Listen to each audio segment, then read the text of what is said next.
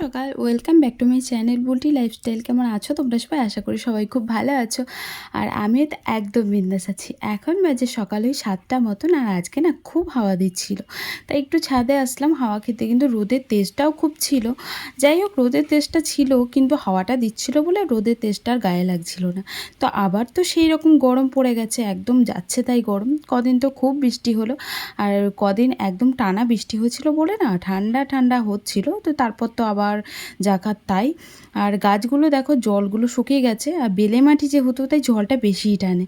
আর এদিকে একটা গোলাপ গাছ এনেছিল, তাই তোমাদেরকে দেখিয়ে দিলাম। দেখো কুঁড়িও ধরে গেছে। তো এদিকে চলে এসেছিলাম নিচে, আর নিচে এসেই দেখো মা বাড়ি চলে এসেছিলো। আর মা কী জন্য গেছিলো জানো? অ্যাকচুয়ালি দাদা তো মানে ফুড কন্ট্যাক্টের কাজ করে, তো কালকে একটা অর্ডার ছিল যার জন্য আর কি প্রচুর মালপত্র বেড়েছিল। তাই আর কি ওগুলো আনতেই মা কালকেই গেছিলো। কারণ দাদা জানে যে বাড়বে, কারণ প্রত্যেকবারই বাড়ে, আর প্রত্যেকবারই বাবা গিয়ে নিয়ে আসে। তো বাবার শরীরটা খুব একটা ভালো ছিল না, যার জন্য আর কি মা গিয়েছিল আগের দিন। আর মায়ের মনটাও খারাপ করছিল মাসির জন্য, তাই আর কি গিয়ে একদিন থেকে দুই বোনে গল্পগুজব করে তারপরের দিনকে দেখো সকাল সকালে একদম চলে এসছে। 6:30টার গাড়িতে ওখান থেকে এসেছে, তো এখানে 7টার মধ্যে পৌঁছে গেছে।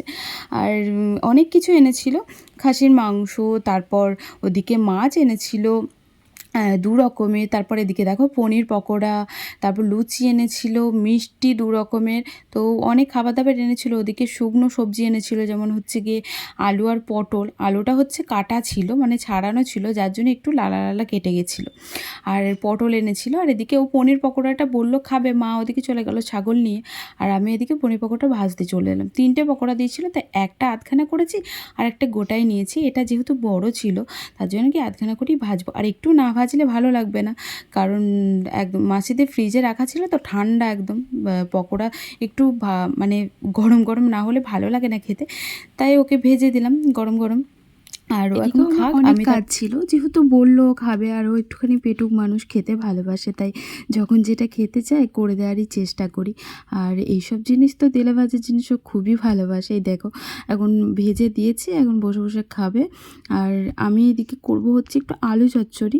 আর কি বলো তো, এই তেলটাই করব না, যেহেতু সাদা তেল, আর সাদা তেলে আলু চচ্চড়ি না খুব একটা ভালো হয় না, টেস্ট হয় না। সর্ষের তেলে দেখবে যতটা টেস্ট হয়। আর এই যে আমিও নিয়ে নিলাম একটুখানি, রান্না করতে করতে আমারও খাওয়া হয়ে যাবে। আর সত্যিই প্রচণ্ড টেস্টি ছিল। এর আগেও অনেকবার খেয়েছি আমি, কারণ দাদা যখনই ফুড কন্ট্যাক্টে যায় পনির পকোড়াটা দাদার মাস্ট একদম থাকবেই। আর সব ফুড মানে কন্ট্যাক্টের মধ্যেই থাকে ওটা, আর ওটাই বেশি বাড়ে। আর বাড়ে বলে আর কি দেয়। আর না বাড়লেও 2-3টে থাকলেও না দাদা ওই একটা হলেও পাঠিয়ে দেয় বাবাকে দিয়ে। বাবাকে ফোন করে যাওয়ার জন্য, তো বাবা যায়, গিয়ে নিয়ে আসে খাবার দাবার। কিন্তু এবারটা ওই যে বললাম মায়েরও মনটা খারাপ করছিল, আবার এদিকে বাবারও শরীরটা খুব একটা ভালো ছিল না, তাই আর কি মাকেই একটা রাত থেকে তারপর পরের দিন খাবার দাবার নিয়ে চলে এসছে। আর এদিকে দেখো আলু চচ্চড়িটা বসিয়ে দিলাম। আর ওই যে মাসি যে আলুগুলো পাঠিয়ে দিয়েছিল না, ওই আলুগুলোতেই বসিয়েছিলাম, কিন্তু না আলু চচ্চড়িটা খুব একটা ভালো হয়নি, কারণ ওই যে বললাম যে লালা লালা কেটে গেছিলো। তো এবার সেটা কাটাকুটার পরে আর কি বসিয়েছিলাম, তাও জানি কেমন কেমন একটুখানি জল কাটছিল। তো দেখতেই পাচ্ছ কেমন ছাড়া ছাড়া হয়ে গেছিলো আলু চচ্চড়িটা। আর এদিকে আলু চচ্চড়িটা করতে করতে দেখো আমি এদিকে মাংসর জন্য আর কি সব কিছু কেটে কুটে নিলাম, যেহেতু মাংস দিয়েছে, খাসির মাংস ছিল, আর মাংসটাও হালকা হালকা লালা লালা কেটে গেছিলো। তাই আজ ভাবছি যে আজকে মাংসটাই আগে করে নেবো, তারপর মাছটা না হয় থাকবে, কারণ মাছটা খুব একটা কিছু হয়নি, মাছটা না হয় পরের দিন হবে। তো তাই মাংসটা করে নেবো, যার জন্য মশলা টশলা সব কিছু করে ওকে দিয়ে যাব, ও রান্নাটা করবে, আর আমি ওদিকে কাজবাজ সারবো। আবার মা একটুখানি আর কি বিজি ছিল আজকে, যার জন্য। আর এই কদিন ধরে রান্নাবান্না আমিই করছি, রান্নার ভাতটা আর কি আমাকে দিয়ে দিয়েছে, যেহেতু সকালবেলায় আমার আর পার্লারে যাওয়া হয় না, যার জন্যই আর কি। আগে কিন্তু বাবা মানে খেতে খুব একটা পছন্দ করতো না, যেহেতু তোমাদেরকে বললাম যে নুন ঝালটা আমি ঠিকঠাক দিতে পারি না, তার জন্য। কিন্তু এখন দেখি যে না, খায় ঠিকঠাক। আর আমার বর তো এদিকে রান্নার এক্সপার্ট, ও এদিকে সব রান্নাবান্নাই পারে। আর আমি ওদিকে রান্নার দায়িত্বটা দিয়ে আমি এদিকে চলে আসলাম, কতগুলো বাসন ছিল। তো ওই বাসনগুলো মেজে টেজে আর স্নান করা হয়নি, গরু পান্নায় জল টল তুলবো, তারপর স্নান করব। অনেক কাজ আছে এখনও, সমস্ত কাজ পড়ে আছে, কিচ্ছু হয়নি। আর মা গেছিলো মাঠে, এখনও পর্যন্ত বাড়ি আসেনি, ঘাস ফাস আনবে তার জন্য, মানে ছাগল বেঁধে রেখে তারপর আবার গেছে, বাবা আর মা দুজনেই গেছে।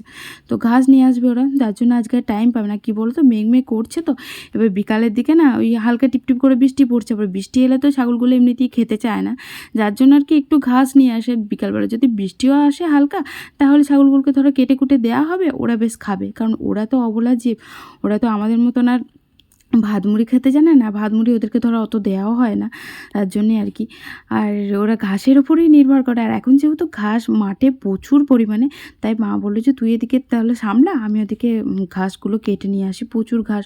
আর এক বস্তা এনে রেখে গেছে বাড়িতে, ওই ছাগল নিয়ে এলো তখনই, তারপর আর কি আবার গেছিলো, মা বাবা দুজনেই গেছিলো।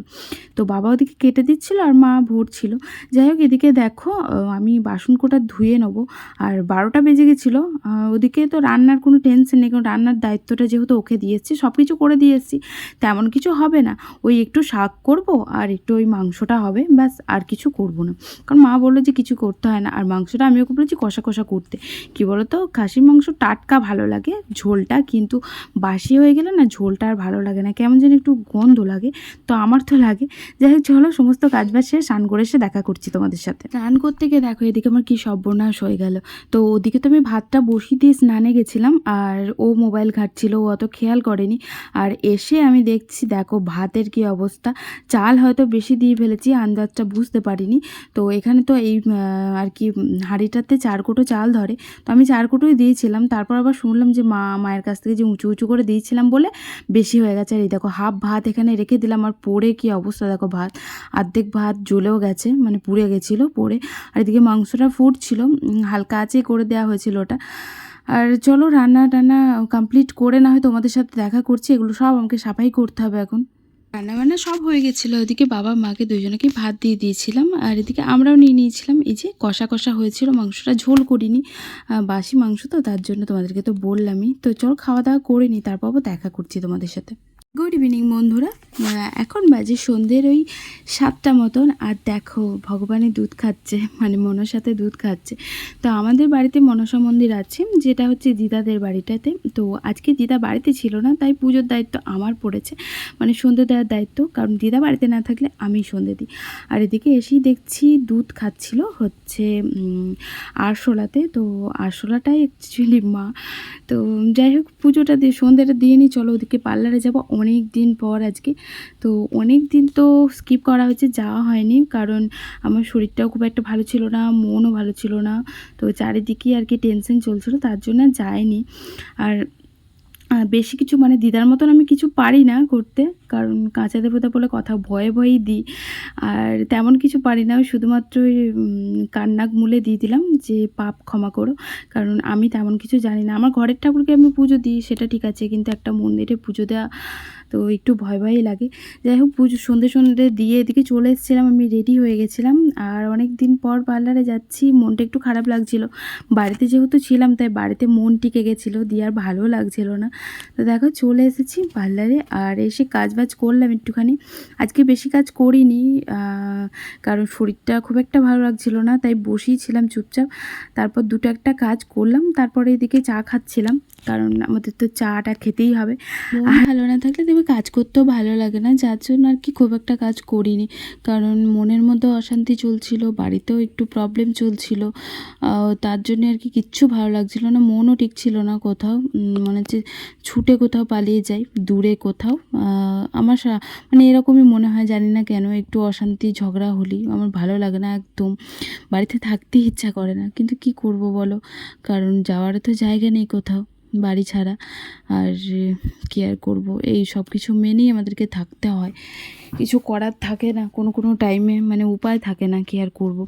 যাই হোক, এদিকে চলে এসেছি, দেখো পার্লার থেকে বেরিয়ে ও নিতে চলে এসেছিলো, আর একটু বাজারে কিছু দরকার ছিল, যার জন্য একটু দাঁড়িয়েছিলাম। কিছু বলতে একটু চিড়ে নেব আর কি।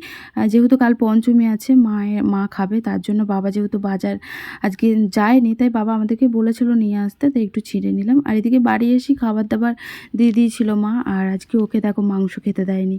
বেচারিকে খেতেও দিচ্ছে না গো, অনেক দিন হয়ে গেছে না। না গো, এরকম কিছু না। অ্যাকচুয়ালি আমি ওকে এটা দিয়েই মজা করছিলাম। তো ভিডিওটা খুব আর কি কথাগুলো খুব বাজে এসছে ব্যাকগ্রাউন্ডের সাউন্ডের জন্য, তার জন্য আমাকে ভয়েস দিতে হচ্ছে। ওর মাংস গন্ধ লাগছিল প্রচণ্ড পরিমাণে, যার জন্য আর কি চানাচুর মেখে ভাত খেলো। আর চানাচুর মাখা দিয়ে জল ঢালা ভাত দেবে, খুব ভালো লাগে। আর খাওয়া দাওয়া করে চলে এসেছি। এখানে আমার স্কিনে ইনফেকশন হয়ে গেছে, সব যেন একই সময় একই দিনে হতে থাকে, মানে আমার যখন হয় সব কিছুই হতে থাকে। একেতে মনের অবস্থা ভালো নেই, তার মধ্যে আবার স্কিনের মধ্যে অনেক রকম হয়েছে কিছু। যাই হোক, চলো আজকের মতন ভিডিওটা এখানেই এন্ড করছি। ভিডিওটা কেমন লাগলো অবশ্যই তোমরা কমেন্টে জানিও, ভালো লাগলে লাইক করো, আর প্লিজ কমেন্ট তো করো একটা করে। তো চলো টাটা, সাবস্ক্রাইব করে দিও চ্যানেলটা। গুড নাইট, ভালো থেকো সবাই।